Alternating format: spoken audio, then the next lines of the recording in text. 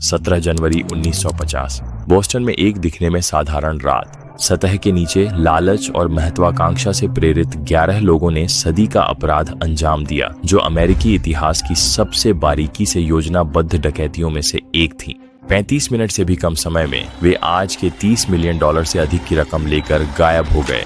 यह उस डकैती की कहानी है जिसने पूरे देश को हिला दिया। एक ऐसी कहानी जिसने हॉलीवुड की सबसे सफल फिल्मों में से एक को प्रेरित किया। एक ऐसा ऑपरेशन जो बाद में एक व्यक्ति की रंजिश के कारण धराशायी हो गया।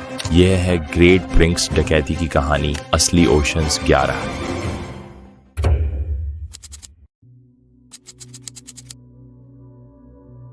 $1940 के दशक में बोस्टन में एक प्रसिद्ध इमारत थी जो ऐतिहासिक महत्व के लिए नहीं बल्कि इसलिए मशहूर थी क्योंकि यह इमारत एक विशाल तिजोरी की तरह थी जिसमें लाखों डॉलर की नकदी, चेक और अन्य कीमती सामान रखे जाते थे।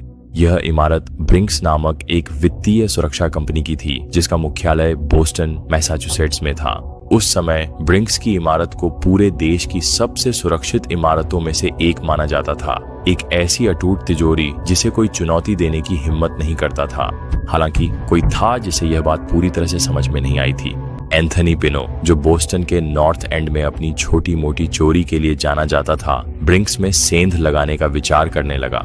1947 में कई महीनों तक इमारत के बारे में जानकारी इकट्ठा करने के बाद उसे एहसास हुआ कि वह यह काम अकेले नहीं कर सकता।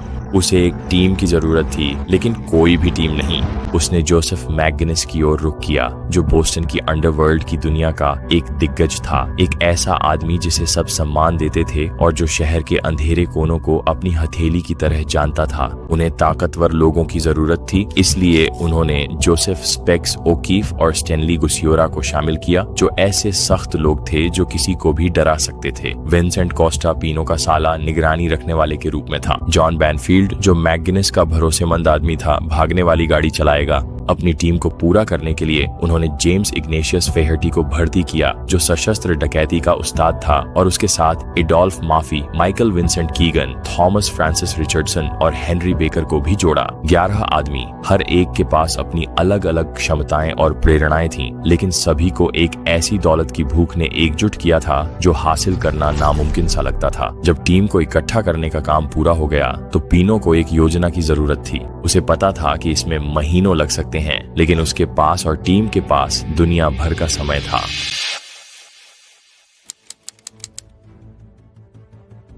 क्रू की योजना बिल्कुल परफेक्ट होनी चाहिए थी। जल्दी से अंदर जाना और बाहर निकलना बिना कोई सबूत छोड़े। लेकिन एक परफेक्ट योजना में सावधानी पूर्वक किए गए कदम शामिल होने चाहिए, निगरानी से लेकर भरोसेमंद अलिबाइयों तक। डकैती से पहले के महीने सावधानी पूर्वक योजना बनाने में ही बीत गए।